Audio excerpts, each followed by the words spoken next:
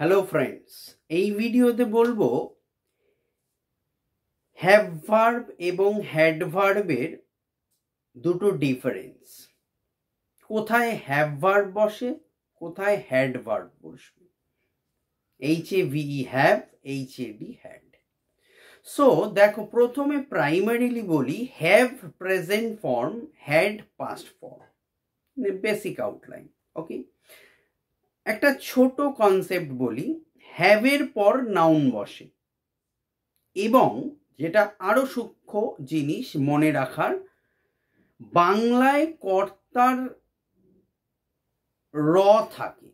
কর্তা বলতে সাবজেক্ট, সাবজেক্টে রটা থাকবে, বয়সীন র।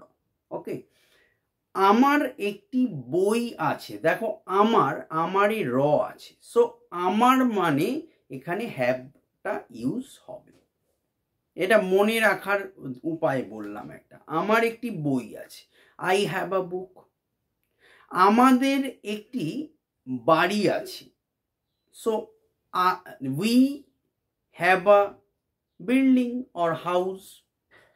ওকে, আমাদের র দেখো লাস্টে আছে।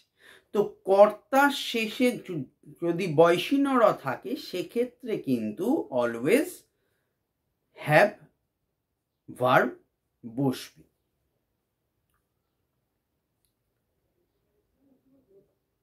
We have the courage to do it. আমাদের এই কাজটা সাহসিকতার সঙ্গে করতে হবে। We have the courage to do it. তার খুব তীক্ষ্ণ বুদ্ধি আছে, তার বয়সীন র, তয়াকার বয়সীন র। He has a sharp memory. ওকে, এই হচ্ছে হ্যাভ আর হ্যাজের বিষয়টা বললাম।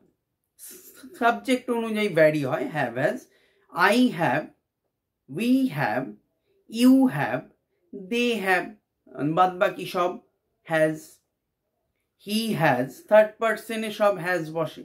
হি has, she has, it has, any kind of name has. Okay, so then we talk about had. হ্যাড সম্বন্ধে বলবো। হ্যাড হচ্ছে পাস্ট ফর্ম, প্রথমেই বললাম। তাহলে হ্যাডের হচ্ছে, এখানে হচ্ছে র থাকবে এবং আছে থাকবে। এই যে বললাম, আমার একটি বই আছে, আছে আর র থাকলে কর্তার সাথে হ্যাভ বসছে। আর এখানে হবে ছিল, আমার একটি বই ছিল, I had a book. I had a breakfast. She had a look at him.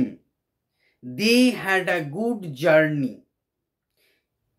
He had the courage to take a risk. এই হলো হ্যাডের পাস্ট ফর্ম।